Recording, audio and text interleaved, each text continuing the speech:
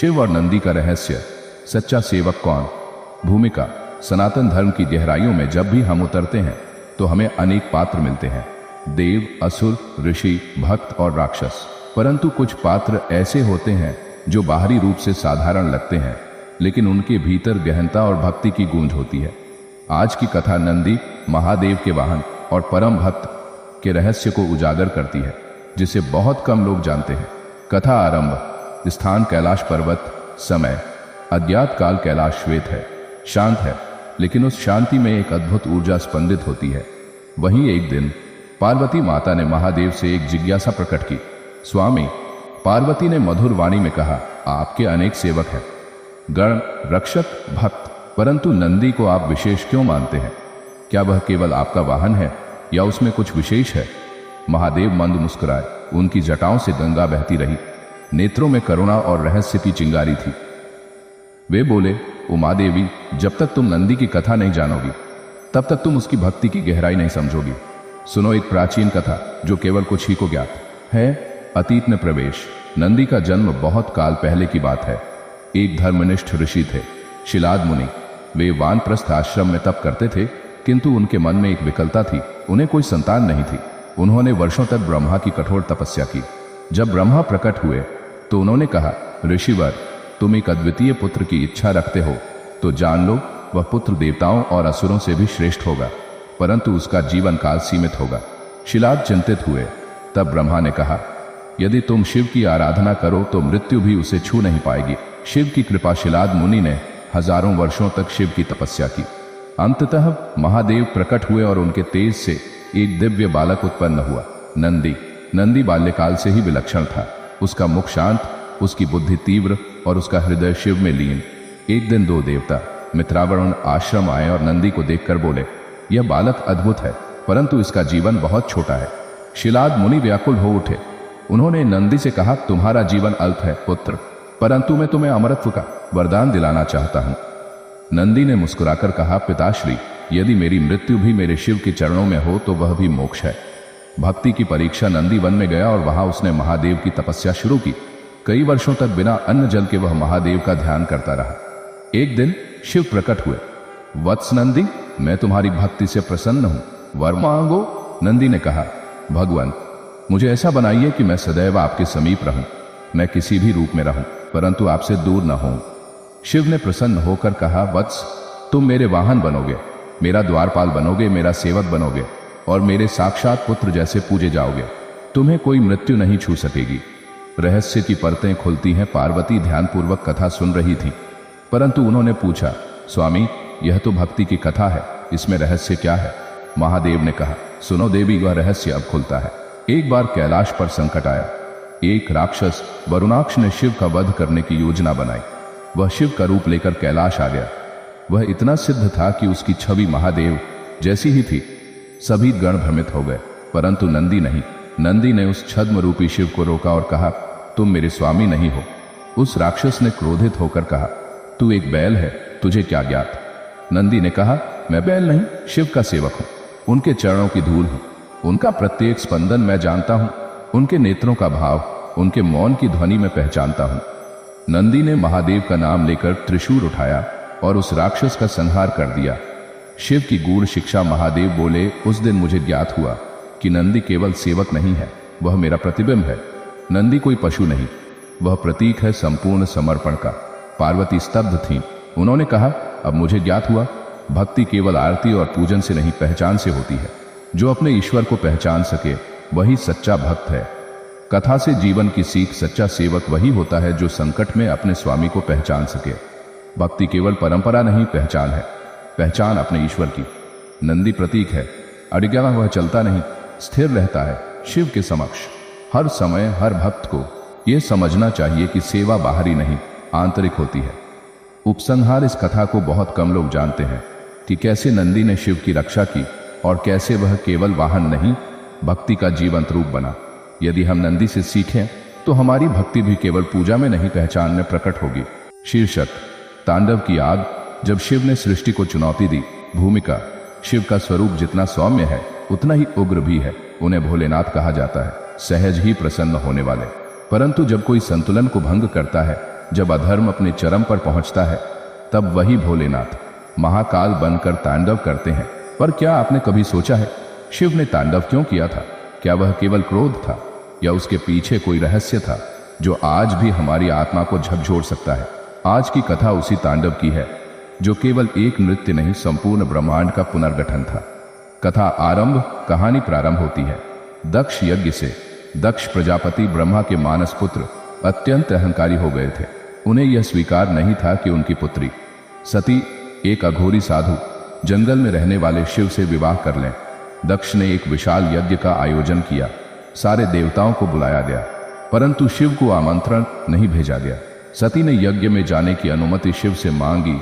शिव बोले, देवी, जहां तुम्हारा सम्मान न हो वहां जाने से केवल अपमान ही मिलेगा। पर सती अपने पिता को समझाने के उद्देश्य से चली गई। यज्ञ में अपमान दक्ष ने सती को देखते ही क्रोध से कहा, जिस भस्मधारी श्मशानवासी विक्षिप्त योगी को तुमने पति चुना है वह मेरे योग्य नहीं। सती ने विनती की, वह केवल योगी नहीं, साक्षात शिव है, संहारक और सृजनकर्ता भी। दक्ष हंसा, यदि वह देव हैं तो क्यों नहीं आते यहाँ? क्यों श्मशान में निवास करते हैं? क्यों उनके गले में नाग हैं और सिर पर भूत? सती ने अपनी बात नहीं रखी। अपमान असह्य हो चुका था। उन्होंने यज्ञ अग्नि में स्वयं को होम कर दिया। जब शिव को पता चला, नंदी दौड़ता हुआ कैलाश पहुंचा।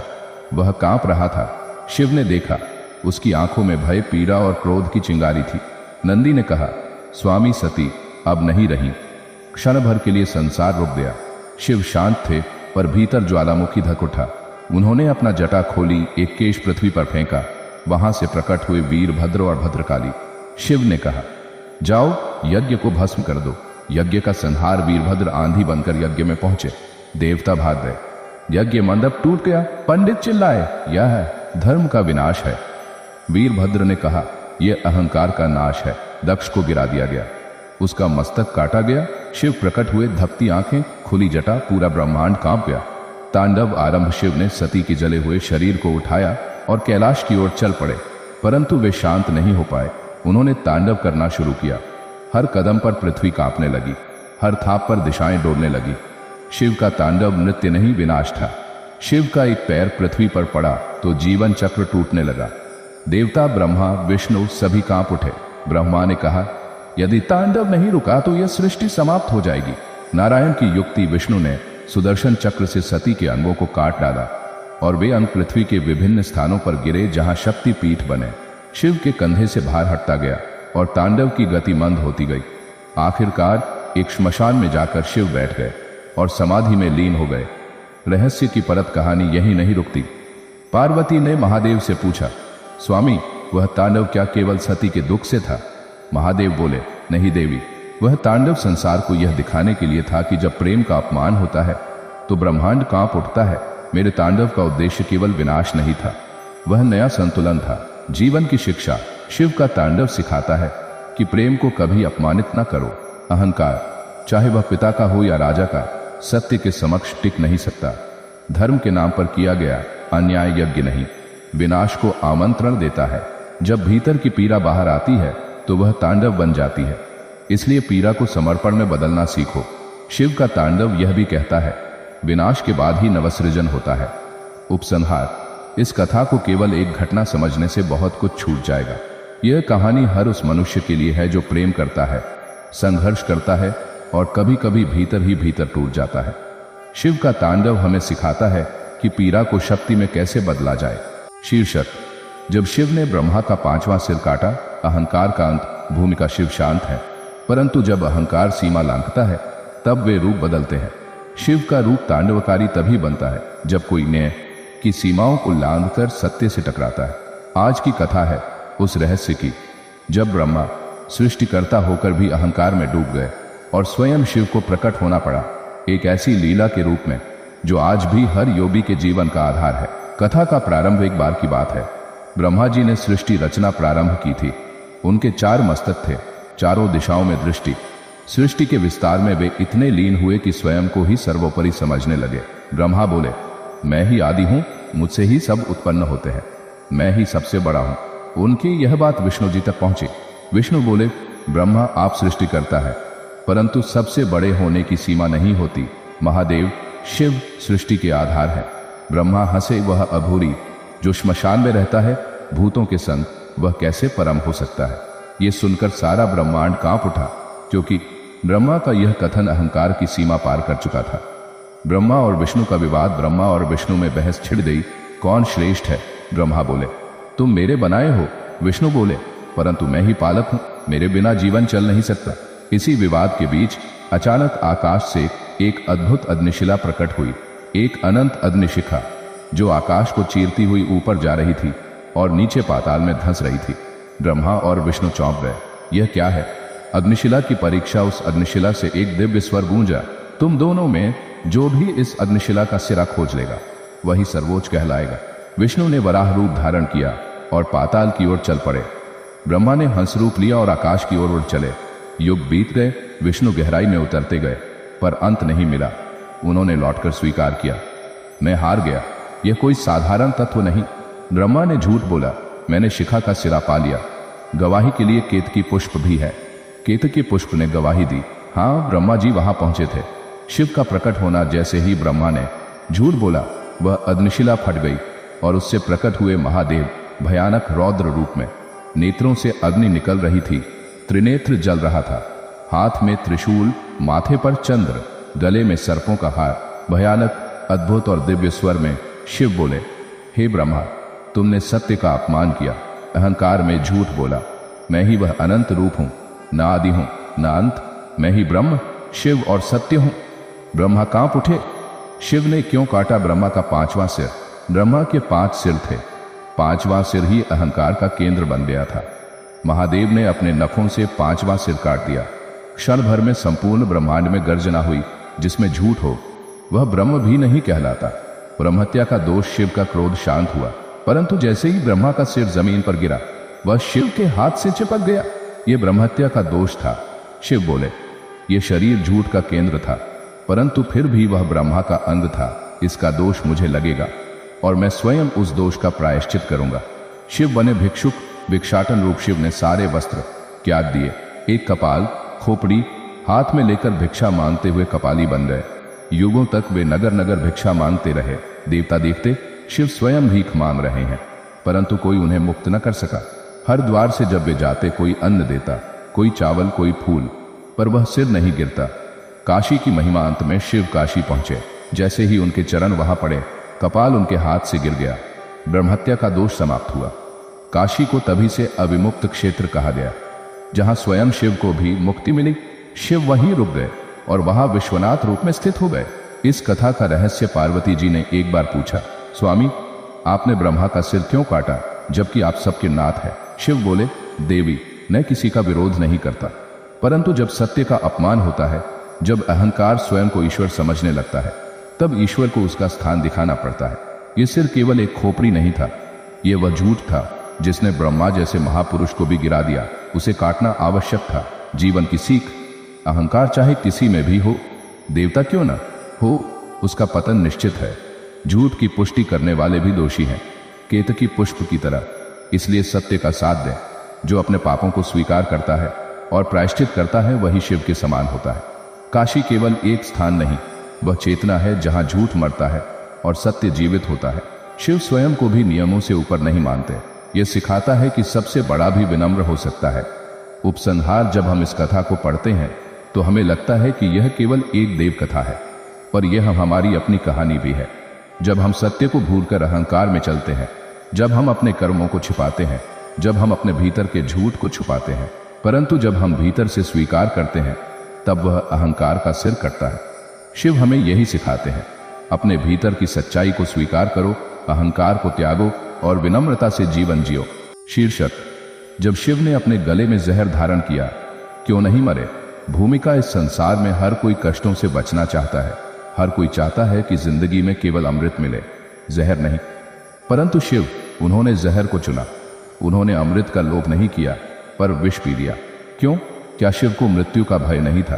क्या वे अमरता की खोज में नहीं थे, या कुछ और था जिसे हम नहीं जानते?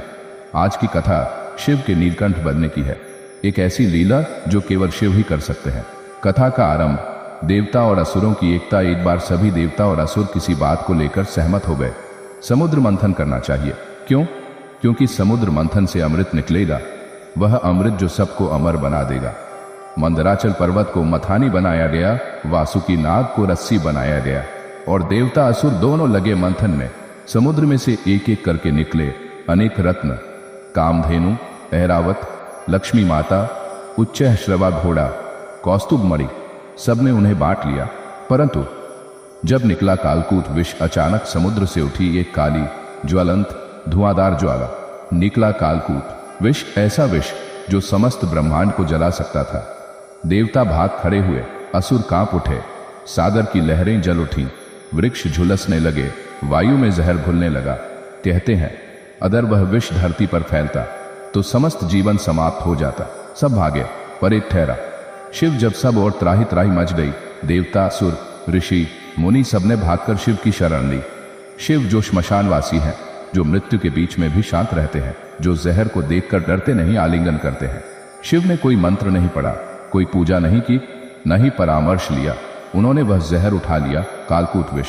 नीलकंठ शिव का अनोखा रूप। शिव ने वह जहर गले में रोक लिया, न पिया न उगला, उनका गला नीला हो गया। तभी से उन्हें नीलकंठ कहा जाने लगा। यह केवल एक चमत्कार नहीं था, यह एक संकेत था कि जीवन का विष जब चारों ओर फैल जाए, तब कोई तो होना चाहिए जो उसे अपने भीतर समाहित कर सके, बिना किसी को नुकसान पहुंचाए। मां पार्वती की भूमिका। जब शिव ने विष ग्रहण किया तो माता पार्वती चिंतित हुई। उन्होंने तुरंत शिव के गले को पकड़ लिया कि विष नीचे न जाए। पार्वती ने शिव के विष को गले में बांध दिया, इसलिए वह विष वहीं अटका रहा। यह भी एक गूढ़ संकेत है कि प्रेम और समर्पण जब समय पर उपयोग किए जाएं, तो जीवन का विष भी नुकसान नहीं कर सकता। विष्णु और ब्रह्मा भी नतमस्तक। जब विष फैल रहा था तो विष्णु और ब्रह्मा भी असहाय थे, परंतु शिव ने कोई चर्चा नहीं की, कोई सभा नहीं बुलाई, कोई निर्णय नहीं मांगा। उन्होंने देखा और कर्म कर डाला। यह था कर्मयोग का चरम। जब सब लोग अमृत के पीछे भाग रहे थे, तब शिव जहर को चुन रहे थे। ये केवल एक कथा नहीं है। शिव का नीलकंठ बनना केवल एक चमत्कारी कहानी नहीं, बल्कि वह जीवन की दिशा है। जब परिवार में कोई संकट आता है तो एक व्यक्ति को विष पीना पड़ता है, चुप रहकर, सहकर।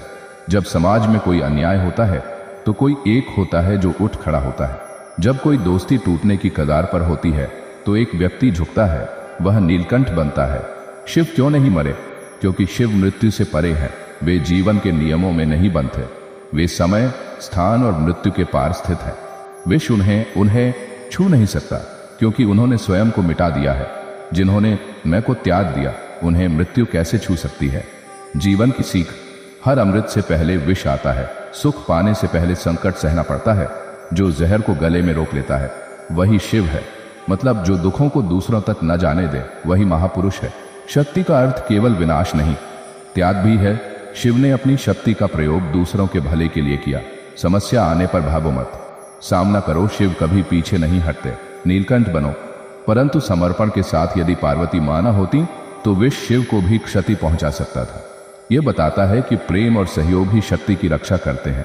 उपसंहार। शिव ने अमृत नहीं मांगा, बल्कि विष को अपना लिया। यह कोई साधारण कार्य नहीं, यह ईश्वरत्व है। आज जब हम अपने जीवन में छोटे छोटे विषयों से डरते हैं, तनाव, आलोचना, असफलता, अपमान, तो शिव हमें सिखाते हैं, इन्हें पी जाओ, गले में रोको और नीलकंठ बनो। जिन्होंने दुखों को पचाना सीख लिया, उनका जीवन अमृतमय हो जाता है। शीर्षक: जब शिव ने काट दिया ब्रह्मा का सिर। ऐसा क्यों किया? प्रस्तावना: शिव के बारे में हम ये जानते हैं कि वे संहारक हैं, परंतु उनका हर संहार अज्ञान का होता है, घमंड का होता है। आज की कथा एक ऐसी घटना की है जिसे जानकर कोई भी चौंक जाए। भगवान शिव ने स्वयं ब्रह्मा जी का सिर काट दिया था। क्यों? क्या शिव को क्रोध आया था? क्या ब्रह्मा का अपराध इतना बड़ा था, या इसके पीछे कोई गहरा रहस्य छिपा है? आइए इस रहस्यमय कथा की परतों को खोलते हैं। कथा की पृष्ठभूमि: एक समय की बात है। सृष्टि का आरंभ हो चुका था। ब्रह्मा जी सृष्टिकर्ता थे और हर ओर उनकी महिमा फैली हुई थी। उनकी सृजन क्षमता से सभी देवता, ऋषि और जीव जंतु उत्पन्न हो रहे थे। एक दिन उन्होंने स्वयं को ही सर्वश्रेष्ठ मान लिया। वे सोचने लगे, मैं ही सृष्टि करता हूं, सब कुछ मेरे द्वारा है, मुझसे बड़ा कोई नहीं। शिव, विष्णु ये सब बाद में आए हैं। उनका अहंकार बढ़ता गया। ब्रह्मा के 5 मुख, ब्रह्मा जी के 5 मुख थे। हर मुख से वे अलग अलग दिशा में सृजन करते थे। उन्होंने कभी अपने भीतर झांककर यह नहीं देखा कि जो कुछ वे कर रहे हैं वह शिव की कृपा से ही संभव है। उनके पांचवें मुख ने ऐसे वचन बोले जो मर्यादा के बाहर थे। मैं ही ईश्वर हूं, मेरे अतिरिक्त कोई नहीं। ये वाणी केवल अहंकार नहीं थी बल्कि धर्म और सत्य का अपमान भी थी। शिव का प्रकट होना जब ब्रह्मा का अहंकार सीमा पार करने लगा, तब त्रिलोक नष्ट होने की कगार पर आ गया। शिव, जो सब देख रहे थे, अचानक प्रकट हुए। वे शांत नहीं थे, वे तपस्वी नहीं थे, वे रौद्र रूप में थे। त्रिनेत्र खुला हुआ, भ्रिकुटी तनी हुई और हाथ में त्रिशूल। उनकी आंखों में चेतावनी थी कि सृष्टि तभी तक सुरक्षित है जब तक मर्यादा बनी हुई है। शिव द्वारा ब्रह्मा का सिर काटना। शिव ने ब्रह्मा की ओर देखा और कहा, तुमने अपनी सीमा पार की है। तुम सृजन करता हो पर ईश्वर नहीं। जो स्वयं को ईश्वर समझ ले, उसे मैं उसके अहंकार से मुक्त करता हूं। कहकर उन्होंने त्रिशूल से ब्रह्मा के पांचवें मुख को काट दिया।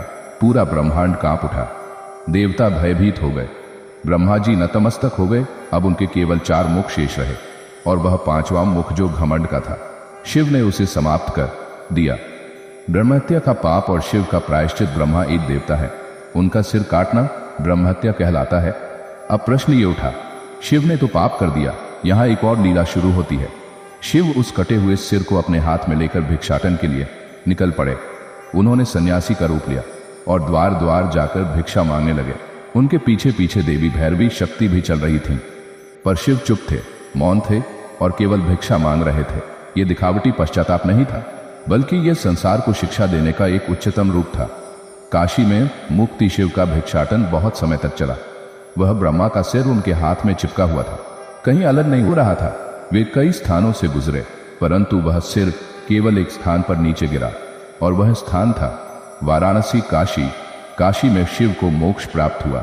नहीं, उन्हें नहीं, बल्कि उस कर्म को जो उन्होंने ब्रह्मा का सिर काटकर किया था।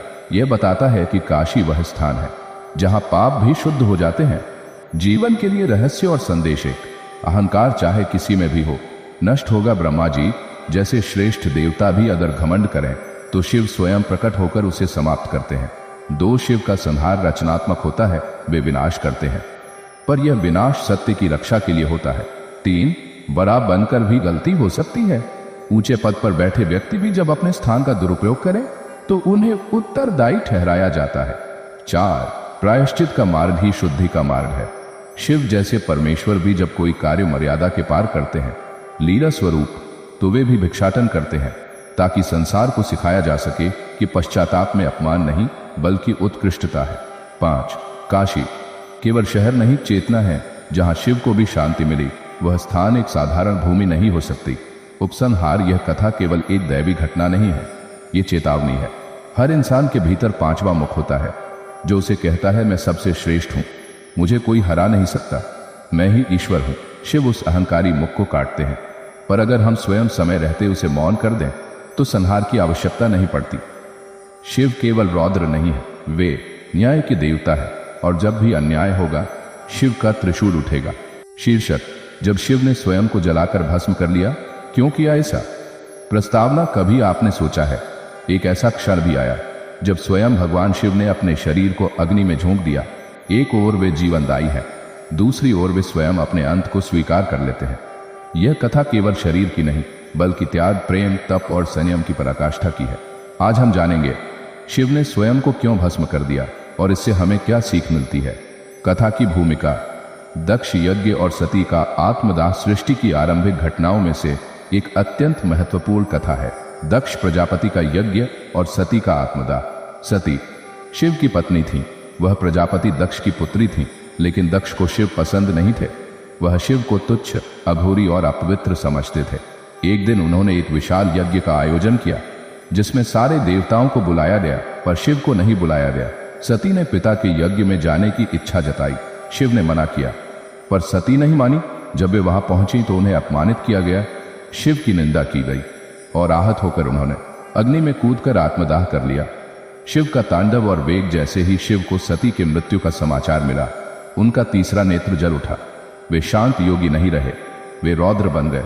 उन्होंने वीरभद्र और भद्रकाली को उत्पन्न किया और उन्हें आदेश दिया, दक्ष का यज्ञ नष्ट कर दो। सारा यज्ञ विध्वंस हो गया, देवता भाग गए, दक्ष का सिर काट दिया गया। शिव ने सती के शरीर को उठाया और दिशाओं में भटकने लगे। वह प्रलय का आरंभ था। सती की याद में शिव का आत्मभस्म। सती की मृत्यु के पश्चात शिव एक अजीब मानसिक स्थिति में चले गए। वे न बोले, न कुछ खाया, न किसी से मिले, केवल ध्यान, मौन और विरह। कुछ वर्षों के बाद शिव एकांत में हिमालय के एक गुफा में ध्यानस्थ थे। उनका शरीर निस्पंद हो गया था। तभी उन्हें सती की स्मृतियां सताने लगी, वह प्रेम, वह समर्पण और वह आत्मदाह। शिव ने उस स्मृति में, उस वियोग में स्वयं को अग्नि में डाल देने का निर्णय लिया। अग्नि में समाधि शिव ने अग्नि जलाई। वह अग्नि कोई साधारण आग नहीं थी, वह थी योग अग्नि, तप की ज्वाला। और फिर शिव उसमें बैठ गए, ध्यान मग्न होकर, मौन, निर्विकार। उनका शरीर जलने लगा, राख उड़ने लगी, पर चेहरा शांत, नयन बंद। स्वयं को जलाकर शिव ने सती की पीड़ा को समझा। यह केवल विरह नहीं था, यह आत्मत्याग था। यह दर्शाता है कि सच्चा प्रेम अहंकार नहीं, त्याग चाहता है। भस्म से पुनर्जन्म और नंदी की भक्ति। शिव की राख धरती पर फैल गई, सब और अंधकार सा छा गया। तभी वहां पहुंचा एक छोटा बैल, नंदी। वह शिव का परम भक्त था। वह शिव की भस्म को समेटकर रोने लगा। उसकी भक्ति इतनी प्रबल थी कि शिव पुनः उसी भस्म से प्रकट हो गए। उनका नया रूप, भस्मधारी शिव का प्रारंभ यहीं से हुआ। वे अब शरीर से नहीं बल्कि आत्मा से पहचाने जाते थे। भस्म क्यों लगाते हैं शिव? भस्म यानी राख। शिव जब पुनः प्रकट हुए तो उन्होंने अपने पूरे शरीर को उसी भस्म से ढक लिया जो उनके पूर्व शरीर की राख थी। क्यों? क्योंकि भस्म बताता है यह शरीर एक दिन नष्ट हो जाएगा।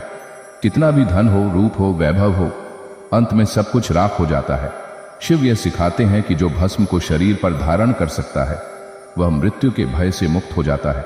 जीवन के लिए रहस्य और संदेश एक, सच्चा प्रेम त्याग मांगता है, अधिकार नहीं। शिव का प्रेम स्वार्थ से मुक्त था। सती के जाने के बाद वे टूट गए, पर उन्होंने कभी सती को दोष नहीं दिया। 2, हर पीड़ा हमें सिखाने आती है। शिव की पीड़ा उन्हें और अधिक परिपक्व, ध्यानस्थ और गहराई पूर्ण बना गई। 3, जो जलता है वही रोशनी देता है। शिव ने स्वयं को अग्नि में डाला ताकि संसार को मृत्यु, त्याग और तप की सीख दे सके। 4, भक्ति में पुनर्जन्म संभव है। नंदी की भक्ति इतनी प्रबल थी कि उसने मृत प्रायः शिव को फिर से प्रकट कर दिया। 5, भस्म आत्मस्मृति है। रोज भस्म लगाना मृत्यु का स्मरण कराता है, और जो मृत्यु को याद रखे वह कभी पाप नहीं करता। उपसंहार, शिव केवल नृत्य करते हुए योगी नहीं है, वे हर भावना को पूर्णता से जीने वाले ईश्वर हैं। वे जलते हैं पर दूसरों को जलने से बचाने के लिए। वे मौन रहते हैं पर भीतर कितनी पीड़ा छिपी होती है यह केवल वही जानते हैं। शिव की यह रहस्यमयी कथा हमें बताती है कि ईश्वर भी प्रेम में हार मान लेते हैं, पर वह हार भी सिखाती है कैसे प्रेम को साधना बनाया जा सकता है। शीर्षक, जब शिव ने एक गूंगी स्त्री से विवाह किया। मौन प्रेम की कथा। प्रस्तावना, कई लोग शिव को तांडव करने वाले, योग में लीन और भूतों के अधिपति के रूप में जानते हैं, पर शिव का एक और पक्ष है, करुणा से भरा, मौन में प्रेम करने वाला।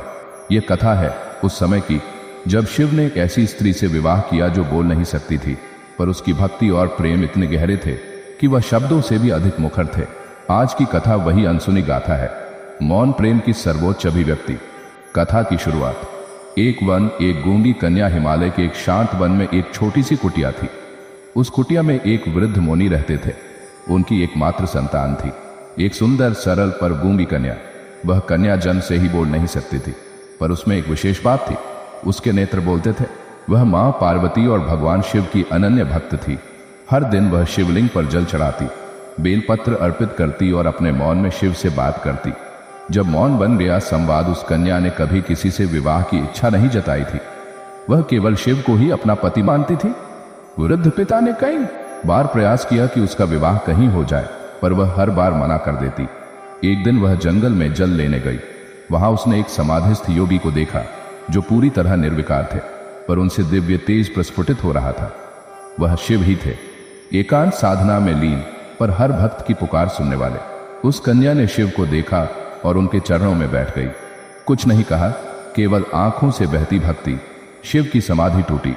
उन्होंने नेत्र खोलकर उस कन्या को देखा और उसकी आत्मा में गूंजता प्रेम महसूस किया।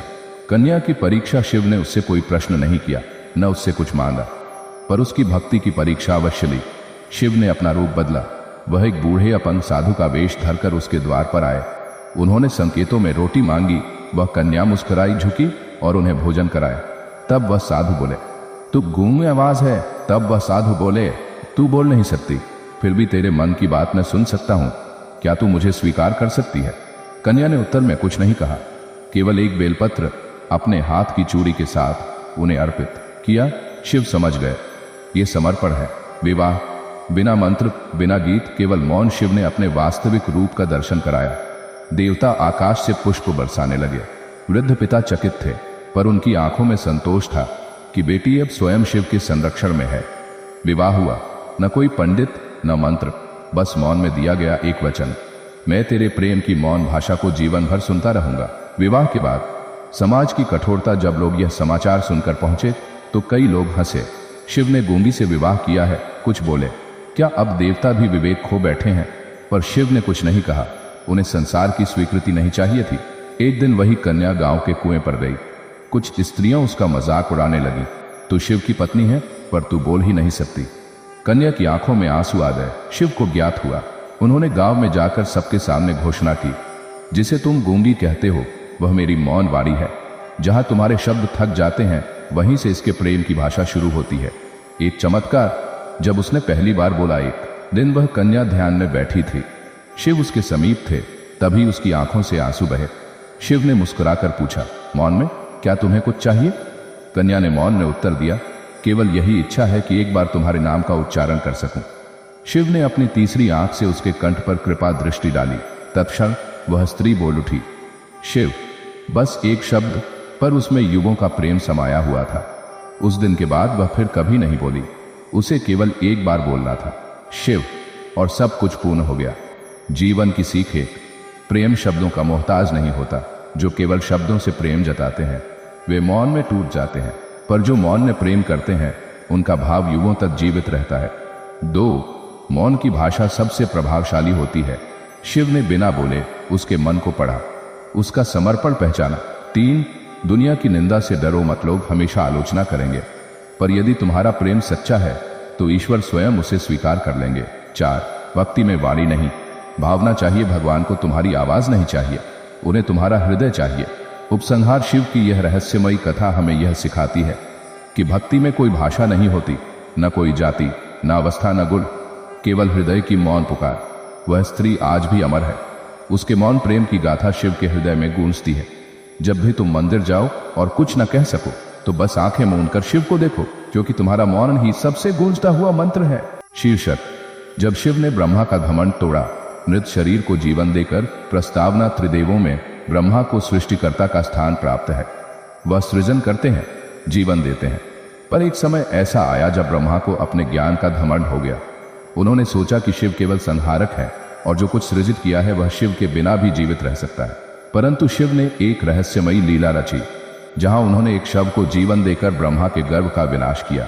यह कथा उसी समय की है जब देवताओं के बीच शक्ति की सच्ची पहचान होनी थी।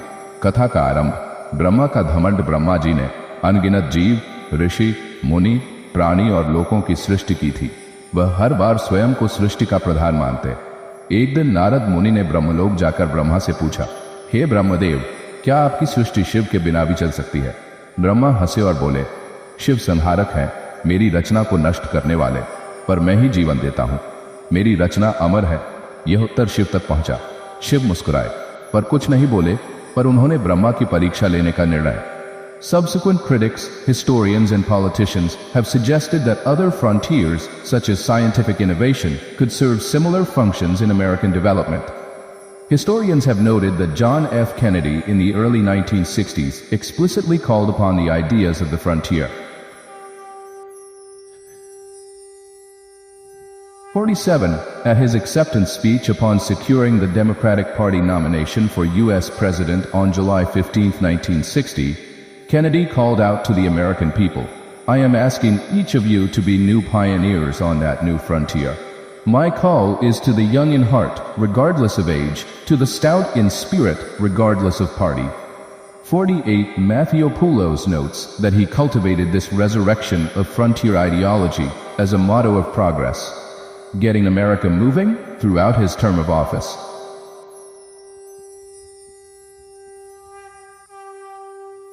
(49) He promoted his political platform as the new frontier, with a particular emphasis on space exploration and technology.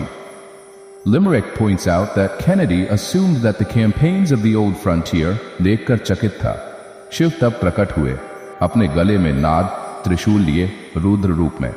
Brahma ने झुककर कहा, प्रभु यह शरीर जीवित क्यों नहीं हो पा रहा? शिव बोले, हे ब्रह्मा, तुमने सृष्टि की रचना की, पर प्राणों का स्रोत न हूं। तुम्हारा ज्ञान तब तक अधूरा है जब तक उसमें अहंकार रहता है।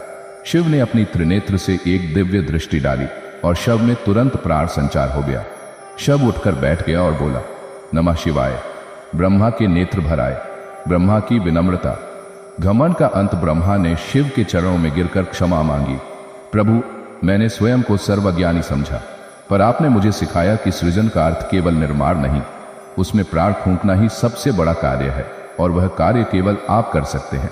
शिव बोले, ज्ञान वह नहीं जो स्वयं को बड़ा समझे, ज्ञान वह है जो दूसरों की सत्ता को स्वीकार करे। वह जीवित हुआ प्राणी, कालांतर में बना एक ऋषि, जिस मृत शरीर को शिव ने जीवन दिया। वह आगे चलकर एक महान तपस्वी बना, ऋषि शंतिपाल, जिन्होंने जीवन भर अहंकार के विरुद्ध तप किया। उन्होंने कई राजाओं को शिक्षा दी। राज्य, शक्ति, विद्या सब व्यर्थ है यदि उसमें विनम्रता नहीं है। उनकी संतान आगे चलकर अत्रि और अंगिरा जैसे ऋषि हुए।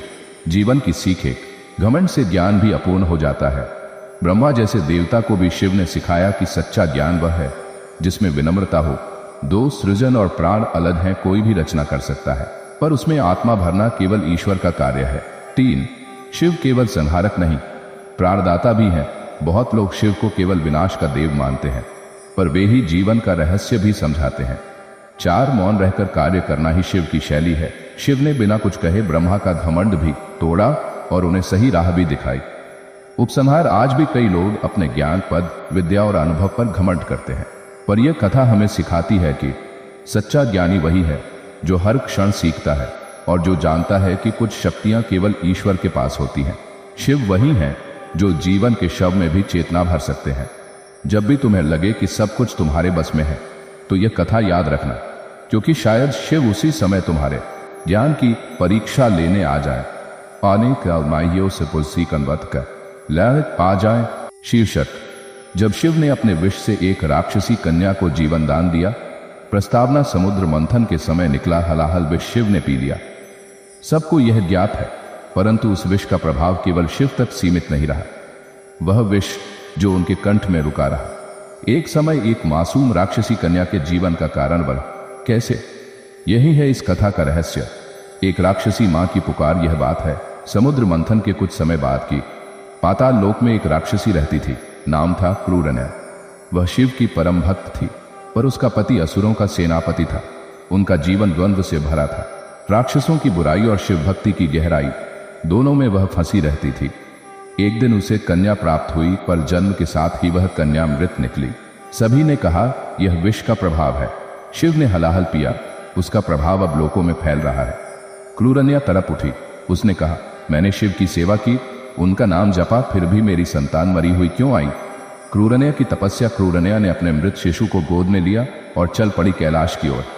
वह हजारों योजन दूर तक चली, भूखी प्यासी, विषैले जंगलों से राक्षसों के शाप और देवताओं की अवहेलना झेलती हुई। जब वह कैलाश पहुंची तो वह लगभग मर चुकी थी, परंतु शिव की भक्ति ने उसे शक्ति दी। वह शिवलिंग के सामने गिरी और बोली, प्रभु, यदि आपने विष पीकर हमें बचाया, तो क्या आप उसी विष से जीवन नहीं दे सकते? शिव का प्रकट होना, कैलाश की शांति भंग हुई। नंदीगढ़, भूत, पिशाच सब एकत्र हुए। तब शिव प्रकट हुए, तीनों नेत्रों से तेज निकलता हुआ, पर चेहरा शांत। शिव ने देखा एक राक्षसी मृत कन्या को गोद में लिए बैठी है। शिव ने कहा, मैं संहारक हूं, परंतु करुणा से भरा हूं। जो मेरी शरण में आता है वह कभी खाली नहीं जाता। विष का पुनः प्रवाह। शिव ने अपनी कंठ की ओर देखा, नीला विष अब भी वहां ठहरा था। उन्होंने अपनी जटा में से गंगा की एक धारा को नीचे गिराया और फिर अपने कंठ पर हाथ रखकर उस विष की एक बूंद अपने अंगूठे पर ली। उस बूंद को मृत कन्या के ललाट पर रखा। शिव बोले, यह विष मृत्यु का प्रतीक है, पर जब मैं इसे दूं तो यह जीवन बन जाता है। इस बालिका को पुनर्जन्म मिले। मृत बालिका ने आंखें खोली, वह जीवित हो गई। कन्या का नामकरण और भविष्यवाणी। शिव ने कन्या का नाम रखा नीलशिखा। उन्होंने कहा, यह राक्षसी नहीं, मेरी पुत्री है। इसका जन्म विष से हुआ है, पर यह आगे चलकर ज्ञान की ज्योति बनेगी। पार्वती मुस्कुराई और बोले, प्रभु, विष से भी प्रेम उत्पन्न होता है, यदि हाथ आपका हो। गणेश और कार्तिकेय ने नीलशिखा को अपनी बहन के रूप में स्वीकार किया। राक्षसों की क्रोधाग्नि जब नीरशिखा वापस पाताल पहुंची तो राक्षसों ने उसका स्वागत नहीं किया। उन्होंने कहा, वह शिव की कृपा से जीवित हुई है, अब वह हमारी जाति की नहीं रही। क्रूरनिया रो पड़ी। नीरशिखा बोली, यदि मेरी जाति से अधिक मूल्य शिव का नाम है तो मैं उसी को चुनती हूं। उसने तपस्या आरंभ की। नीरशिखा का तप और बनना एक दिव्य स्त्री नीरशिखा ने वर्षों तक ध्यान किया। वह अल्पवयस्क होते ही शिव का मंत्र जपने लगी, ओम नमः शिवाय। कई वर्षों बाद वह ऋषियों की सभा में गई और वहां उन्होंने शिव के रहस्यों पर भाषण दिया। सभी चकित हुए। उन्होंने कहा, तुम तो ब्रह्मवादिनी हो, तुम्हारा ज्ञान तो वेदों से भी आगे है। शिव द्वारा पुनः दर्शन। एक दिन शिव स्वयं प्रकट हुए और बोले, तू अब राक्षसी नहीं, मेरी ज्ञान शक्ति है। तू अब लोकों में भ्रमण करेगी और जहां जहां लोग संकट में होंगे तेरा नाम लेंगे। नीरशिखा देही में शक्ति। कहते हैं आज भी जिन कन्याओं को जन्म के बाद मृत्यु हो जाए, यदि नीरशिखा मंत्र बोला जाए तो उनमें प्राण लौट आते हैं। जीवन किसी के प्रभु का दिया हुआ विष भी जीवनदायी हो सकता है। शिव ने जो विष पिया वह मारक था, पर जब उन्होंने उसे दया से दिया तो वह अमृत बन गया। 2. भक्ति की शक्ति जाति और कुल से परे होती है। राक्षसी कन्या भी शिव की कृपा से दिव्य हो गई क्योंकि भक्ति ने उसे ऊंचाई दी। 3. मृत्यु के क्षण में भी शिव की पुकार जीवन दे सकती है। क्रूरनिया की करुणा और पुकार ने कन्या के मृत शरीर में चेतना ला दी। 4. किसी को भी छोटा न समझो, दिव्यता कहीं भी जन्म ले सकती है। नीरशिखा एक राक्षसी कुल की कन्या थी, पर बन गई ब्रह्मवादिनी। उपसंहार। कभी कभी जीवन में ऐसा विष आता है जो हमें भीतर तक जला देता है, पर यदि हम शिव की शरण में जाएं, तो वही विष हमें एक नया जन्म दे सकता है। विष को अमृत बनाने की कला केवल महादेव को आती है। यही शिव का रहस्य है। वह संहारक भी है और जीवनदाता भी। वह राक्षसों की पुत्री को भी अपनी शक्ति बना सकते हैं। जब शिव ने त्रिशूल से अभिशप्त राजा को मुक्ति दिलाई प्रस्तावना, इस संसार में किसी को भी परेशानी, संकट और अभिशाप का सामना करना पड़ सकता है। कभी कभी ये ऐसी चुनौतियां होती हैं जो हमें हिलाकर रख देती हैं, जैसे जीवन का कोई बड़ा तूफान। लेकिन इसी बीच एक सत्य छुपा होता है। जो व्यक्ति सही श्रद्धा, धैर्य और समर्पण के साथ अपने संकटों का सामना करता है, वही विजेता बनता है। यह कथा है एक राजा विक्रमादित्य की, जिसे एक अभिशाप ने घेर रखा था। उसकी कहानी बताती है कि कैसे महादेव के त्रिशूल की शक्ति ने उसके जीवन को बदला और उसे नई राह दिखाई। राजा विक्रमादित्य एक शक्तिशाली सम्राट। राजा विक्रमादित्य अपने युग के एक महान सम्राट थे। उनका राज्य विशाल, संपन्न और शक्तिशाली था। सभी राज्यों में उनकी वाणी का मान था। उनकी बहादुरी, न्यायप्रियता और दूरदर्शिता के कारण जनता उनका सम्मान करती थी। परंतु जैसे अक्सर होता है, महानता के साथ कभी कभी घमंड और असावधानी भी जुड़ जाती है। विक्रमादित्य का भी कुछ ऐसा ही हुआ। एक बार उन्होंने एक दुष्ट ब्राह्मण का अपमान कर दिया, जो उनकी जिंदगी में एक बड़ा अभिशाप बन गया। अभिशाप का प्रकोप उस ब्राह्मण ने राजा को श्राप दिया, एक ऐसा श्राप जिसे समझना भी मुश्किल था। ब्राह्मण ने कहा, तुम्हारा राज्य और जीवन त्रिशूल की छाया से घिर जाएगा और इसका अंत अंधकारमय होगा। राजा विक्रमादित्य को उस अभिशाप पर विश्वास नहीं था, परंतु धीरे धीरे उनकी जिंदगी में अजीबोगरीब घटनाएं घटने लगी। युद्ध हारने लगे, उनके मंत्रियों में धोखा होने लगा, उनके निकटतम रिश्तेदार उनके खिलाफ साजिश रचने लगे। राजा का मन घबराने लगा। वे कई बार चिंतित हुए, पर कोई समाधान न मिल पाया। संकट का बढ़ना राजा विक्रमादित्य के पास हर दिन एक नई समस्या आ रही थी। उनके राज्य की सीमाओं पर दुश्मन बढ़ते जा रहे थे, भीतर के अधिकारी भ्रष्ट हो रहे थे, लोगों का भरोसा टूटने लगा था। राजा खुद को कमजोर और असहाय महसूस करने लगे। उनके मन में यह प्रश्न बार बार गूंजने लगा, क्या यह अभिशाप वास्तव में सच है? क्या मैं सच में त्रिशूल की छाया से घिर गया हूं? राजसभा में निराशा राजा ने अपनी पूरी सभा को बुलाया। ज्योतिषियों, पंडितों, ऋषियों और मंत्रियों को विचार विमर्श के लिए आमंत्रित किया। राजा ने कहा, मुझे इस अभिशाप से छुटकारा चाहिए। मुझे बताओ कि मैं कैसे इस त्रिशूल की छाया से बाहर निकलूं। परंतु सभी ने केवल अनुमान और सलाह दी, कोई ठोस उपाय नहीं मिला। कुछ ने कहा कि इसे दूर करना असंभव है, कुछ ने कहा कि इसे स्वीकार कर लेना ही बेहतर होगा। राजा का मन और भी भारी हो गया। वह सोचने लगा कि शायद उसका अंत निकट है, शिव की शरण की ओर बढ़ना। इसी निराशा में किसी ने राजा को महादेव की शरण लेने की सलाह दी। कहा गया कि केवल शिव ही ऐसे अभिशाप से मुक्ति दे सकते हैं। राजा ने यह विचार किया। उन्होंने कहा, यदि कोई भगवान त्रिशूल लेकर अभिशाप को मिटा सकते हैं तो वह केवल महादेव ही हो सकते हैं। राजा विक्रमादित्य ने शिव की शरण लेने का निर्णय लिया और तीव्र तपस्या के लिए कैलाश पर्वत की ओर प्रस्थान किया। कठिन तपस्या। राजा ने कठिन तपस्या शुरू की। दिन रात शिवलिंग के सामने बैठे, शिव मंत्र का जाप किया, व्रत रखा। कभी भी कोई शिकायत या निराशा उनके मन में नहीं आई। उन्होंने धैर्य और श्रद्धा के साथ अपने कर्मों का पुनर्मूल्यांकन भी किया। जब शिव ने त्रिशूल से अभिशप्त राजा को मुक्ति दिलाई, शिव का प्रकट होना, राजा विक्रमादित्य की तपस्या और श्रद्धा इतनी गहरी और सच्ची थी कि कैलाश पर्वत के महादेव ने उसकी ओर दृष्टि डाली। एक दिन तपस्या के दौरान अचानक शिव प्रकट हुए। उनका शरीर चमकदार था, माथे पर तीसरा नेत्र प्रज्वलित था और हाथ में त्रिशूल की शक्ति थी। शिव ने राजा से कहा, हे विक्रमादित्य, तुम्हारी भक्ति मुझे प्रसन्न कर गई है। तुम्हारे अभिशाप का कारण तुम्हारे अपने कर्म है, पर मैं तुम्हें त्रिशूल की शक्ति से मुक्ति दूंगा यदि तुम सच्चे मन से अपने कर्मों का सुधार करो। त्रिशूल की शक्ति का रहस्य। शिव ने त्रिशूल उठाया और उसकी चमक पूरे आसमान में फैल गई। त्रिशूल में 3 प्रमुख शक्तियां थीं, सृजन, संरक्षण और संहार। शिव ने समझाया, यह त्रिशूल कर्मों का प्रतीक है। त्रिशूल की एक धार सृजन की, दूसरी संरक्षण की और तीसरी संहार की शक्ति रखती है। जो व्यक्ति अपने कर्मों का संहार करता है, अर्थात गलतियों का परित्याग कर सही रास्ते पर चलता है, वह त्रिशूल की छाया से मुक्त हो सकता है। राजा की आत्म जागरूकता। शिव के उपदेश सुनकर राजा विक्रमादित्य के मन में गहरा परिवर्तन आया। उसने अपने जीवन के अंधकारमय पक्षों को देखा। राजा ने स्वयं से प्रश्न किया, क्या मैंने अपने अहंकार और लालच से दूसरों का हनन किया? क्या मेरे कर्म सही थे? क्या मैं अपने प्रजा के प्रति न्यायपूर्ण था? राजा ने महसूस किया कि उसने कई बार अपने स्वार्थ में अंधे होकर गलत निर्णय लिए थे। कर्मों का सुधार। राजा ने शिव से वचन लिया कि वह अपने कर्मों का पुनः मूल्यांकन करेगा और जीवन को नैतिकता, सत्य और परोपकार के मार्ग पर ले जाएगा। वह वापस अपने राज्य पहुंचा और वहां उसने अपने भ्रष्ट मंत्रियों को हटाया, जनता की सेवा की और न्यायपालिका को मजबूत किया। राजा ने निर्धन और असहायों की मदद करना शुरू किया और धार्मिक कार्यक्रमों का आयोजन किया। त्रिशूल की छाया कम होना। जैसे जैसे राजा के कर्म सुधरते गए, त्रिशूल की छाया उसकी जिंदगी से धीरे धीरे हटने लगी। उसके राज्य में पुनः शांति और समृद्धि लौटी।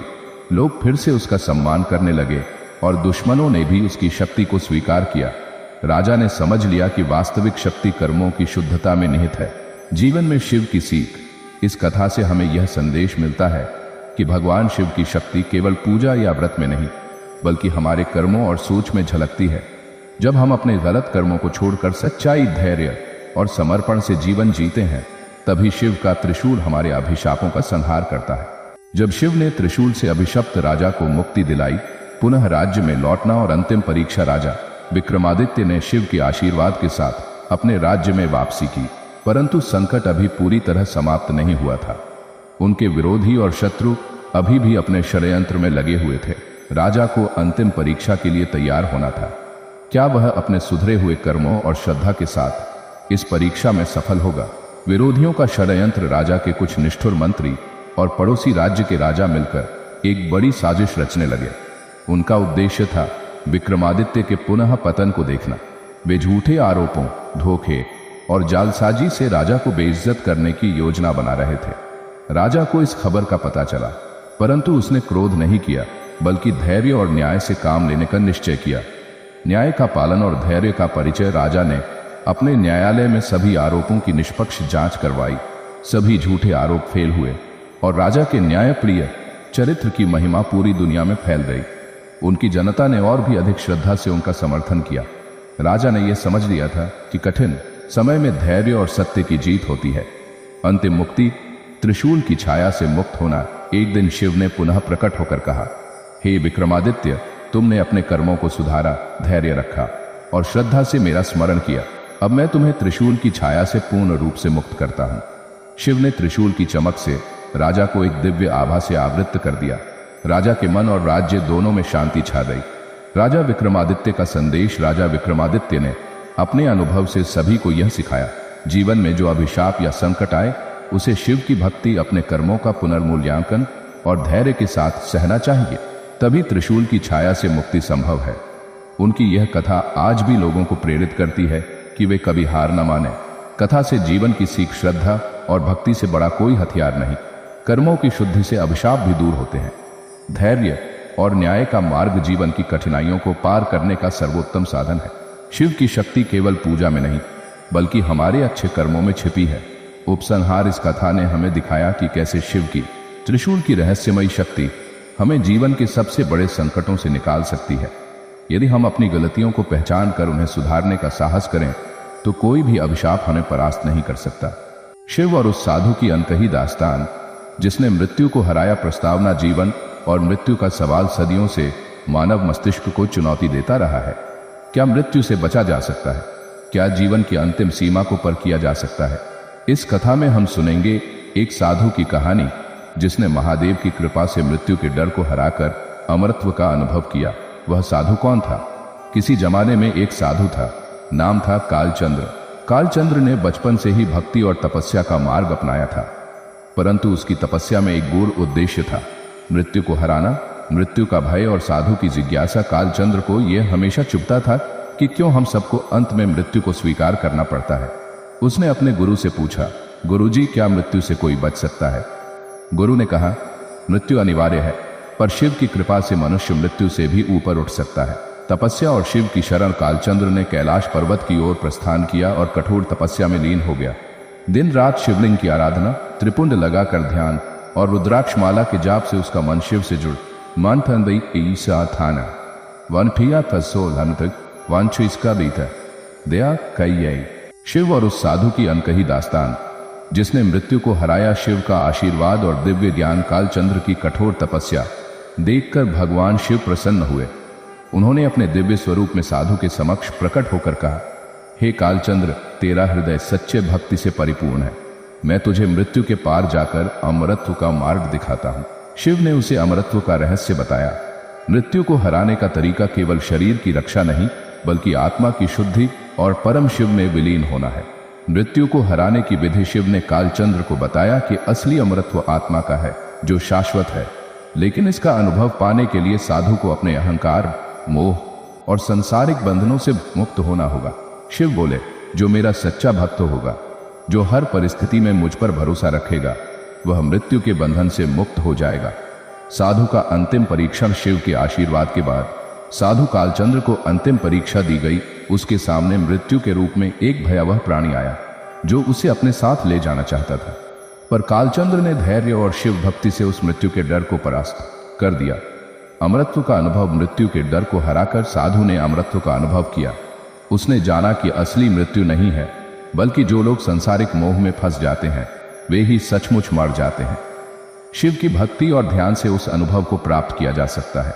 जीवन में सीख मृत्यु भयभीत नहीं करती बल्कि हमारे मोह और अटैचमेंट्स भय उत्पन्न करते हैं।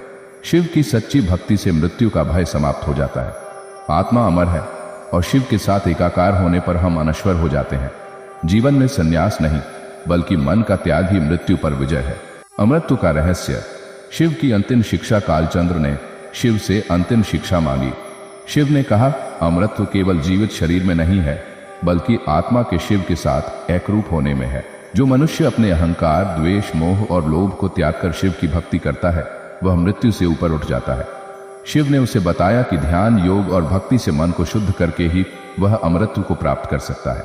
कालचंद्र की पुनर्जन्म से मुक्ति। कालचंद्र को यह भी ज्ञात हुआ कि जब तक आत्मा संसार के मोह और माया के चक्र में फंसी रहती है, पुनर्जन्म का चक्र चलता रहता है। शिव ने कहा, जो मुझ में लीन होता है वह पुनर्जन्म के चक्र से मुक्त हो जाता है और सदैव के लिए अमर हो जाता है। साधु का संदेश। कालचंद्र ने जीवन भर की तपस्या और शिव की कृपा से प्राप्त इस अमूल्य ज्ञान को संसार में फैलाना शुरू किया। उसने लोगों को समझाया, मृत्यु से न डरें, भय अपने मन का है। शिव की भक्ति से मन को शुद्ध करें, तभी ये मृत्यु का भय खत्म होगा। कथा से जीवन में उपयोग। जीवन का अंतिम सत्य मृत्यु नहीं बल्कि आत्मा का अमरत्व है। शिव की भक्ति से मन की सारी अशुद्धियां दूर होती हैं। पुनर्जन्म के चक्र से मुक्ति पाने का मार्ग सिर्फ शिव की शरण लेना है। जीवन को प्रेम, भक्ति और समर्पण के साथ जीना चाहिए। जब शिव ने अपने भक्त को अमरत्व का वरदान दिया, प्रस्तावना। इस दुनिया में कई ऐसे भक्त हुए हैं जिन्हें भगवान शिव ने अपने विशेष आशीर्वाद से अमरत्व का वरदान दिया। ऐसे ही एक कथा में हम जानेंगे उस भक्त की जिसने अपने सच्चे समर्पण से शिव का खास आशीर्वाद पाया। भक्त का परिचय। उस भक्त का नाम था नीलकंठ। नीलकंठ बचपन से ही शिव की महत्ता को समझता था। और उनके प्रति गहरा समर्पण रखता था। परंतु नीलकंठ के जीवन में कई कठिनाइयां थीं। वह गरीब था, समाज में उसका कोई सम्मान नहीं था, फिर भी उसकी भक्ति अटूट थी, कठिनाइयों में भी न टूटने वाला। समर्पण नीलकंठ ने कभी भी अपनी विपत्तियों पर ध्यान नहीं दिया। जब लोग उसे तंग करते, वह केवल शिव के नाम का जाप करता। कठिनाइयों में भी उसने हार नहीं मानी और दिन रात शिव की पूजा करता रहा। शिव की परीक्षा। शिव ने नीलकंठ की भक्ति को परखने के लिए एक परीक्षा रखी। एक दिन नीलकंठ के सामने अचानक सारी दुनिया ने उसे छोड़ दिया। उसके परिवार, दोस्त और गांव के लोग भी उसका साथ छोड़ गए।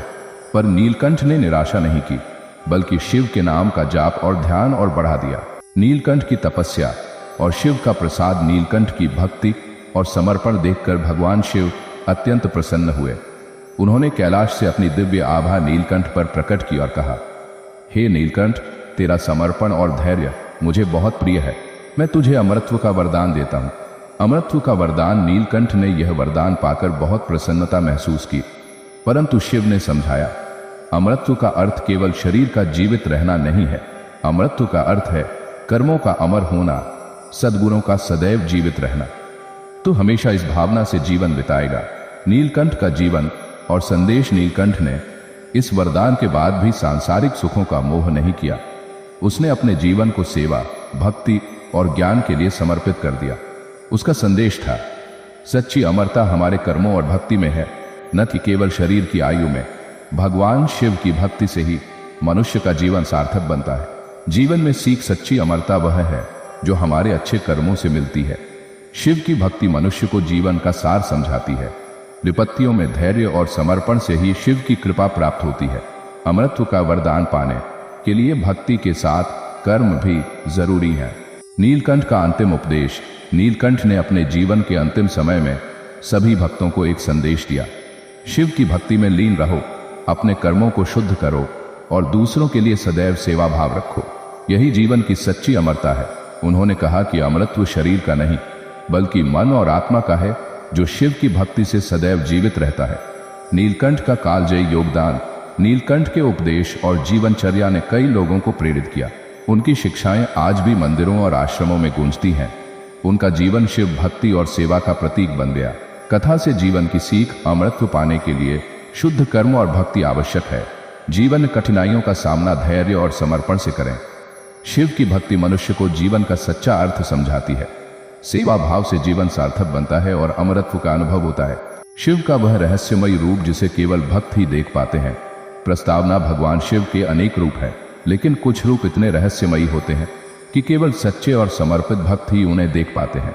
इस कथा में हम जानेंगे एक ऐसे भक्त की कहानी जिसने शिव का एक ऐसा रूप देखा जिसे सामान्य मनुष्यों की आंखें कभी देख नहीं पाई। भक्त का परिचय। उस भक्त का नाम था वीरभद्र।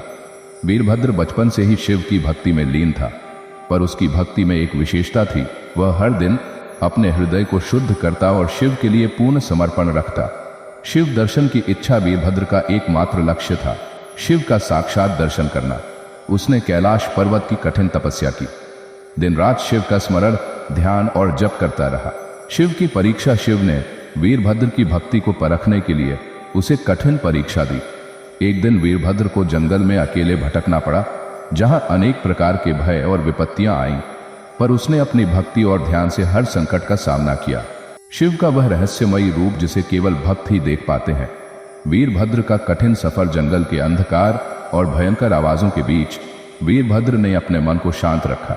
उसने बार बार शिव के नाम का जाप किया और अपने हृदय में पूरी निष्ठा से शिव की आराधना की। दिव्य दर्शन, कठिन तपस्या और अटूट विश्वास के कारण। लेकिन यह कोई साधारण रूप नहीं था। शिव का यह रूप प्रचंड, भयंकर और अत्यंत तेजस्वी था। ऐसा रूप जिसे केवल सच्चे भक्त ही देख पाते हैं। शिव का त्रिनेत्र जल रहा था, गले में नाद लिपटा था और वेदों का गान उनके मुख से निकला।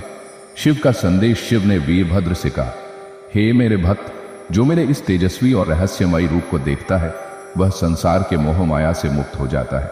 तू इस दर्शन को अपने हृदय में संजो कर रख और संसार में मेरे भक्तों को इसका ज्ञान दे। जीवन में सीख। सच्ची भक्ति और समर्पण से ही शिव के रहस्यमयी रूप का अनुभव होता है। विपत्तियों और कठिनाइयों में धैर्य और विश्वास बनाए रखना आवश्यक है। शिव का यह रूप हमें हमारे अहंकार और माया से लड़ने की शक्ति देता है। जीवन में मन को शुद्ध रखकर ही परमात्मा का साक्षात अनुभव हो सकता है।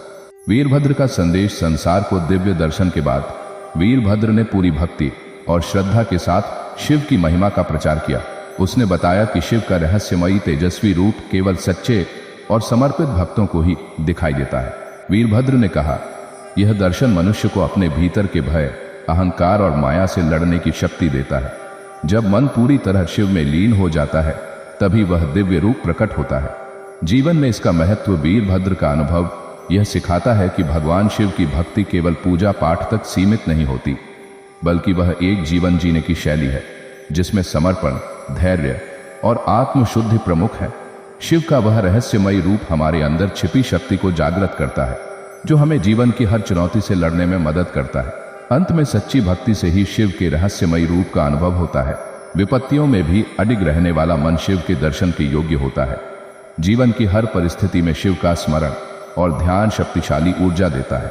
कैसे शिव ने अपने भक्त की आत्मा को शांति दी। एक अद्भुत कहानी प्रस्तावना।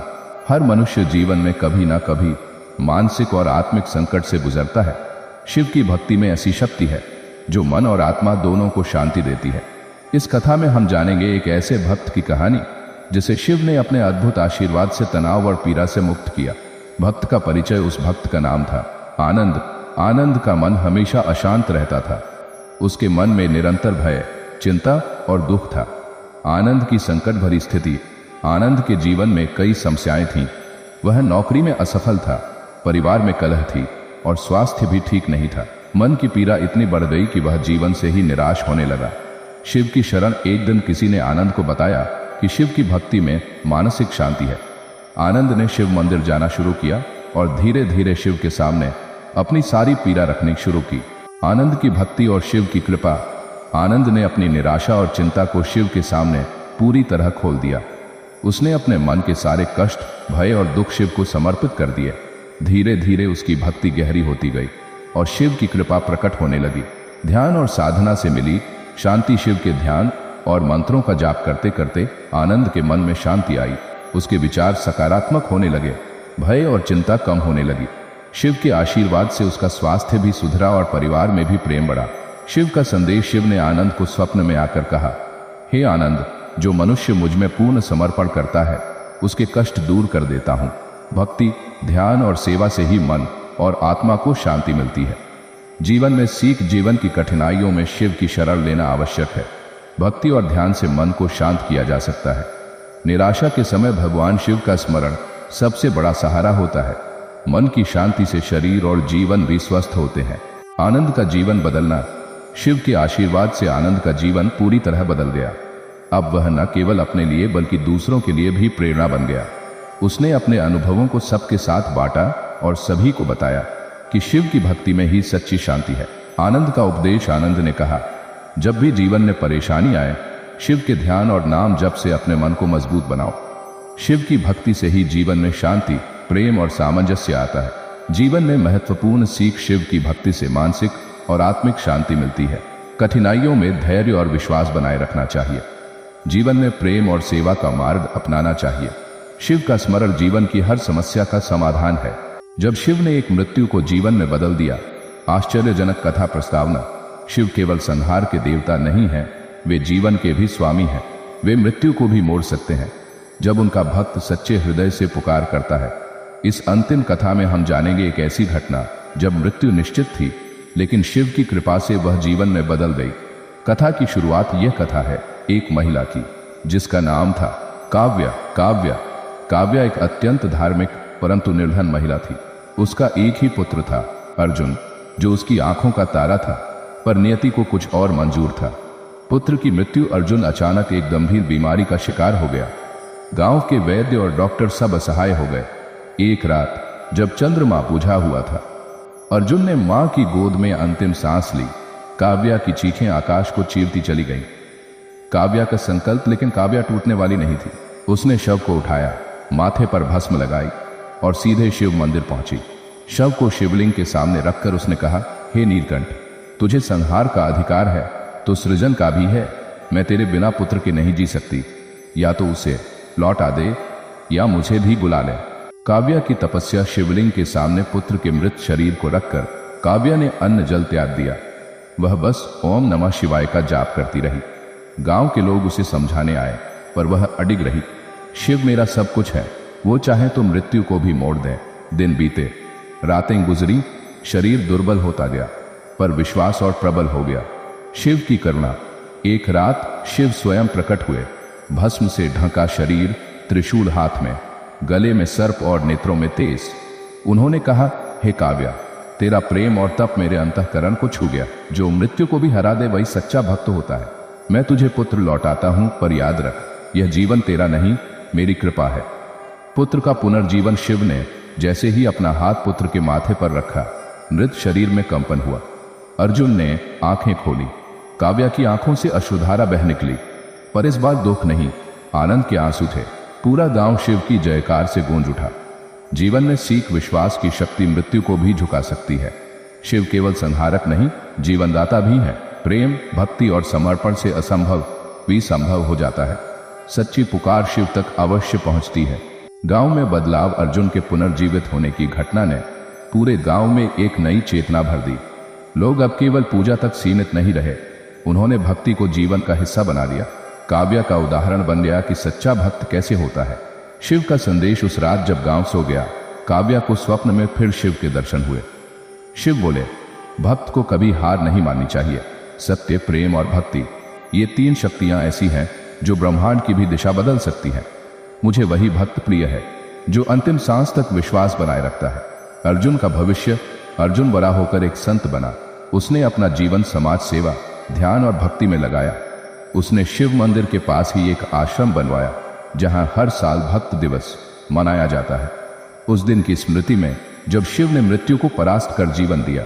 जीवन में अंतिम सीख, सच्चे प्रेम और भक्ति से भगवान को भी झुकाया जा सकता है। संकट चाहे कितना भी बड़ा हो, अगर आस्था है तो समाधान संभव है। शिव केवल त्रिनेत्रधारी नहीं, करुणाधारी भी है। अगर तुम सच्चे हृदय से पुकारते हो तो शिव सुनते हैं, देर कभी नहीं करते। मारी कसे की शान माने नेपकाय पुमासी कसे शोपवालता फेसात देकाशुकता। आपका हार्दिक धन्यवाद।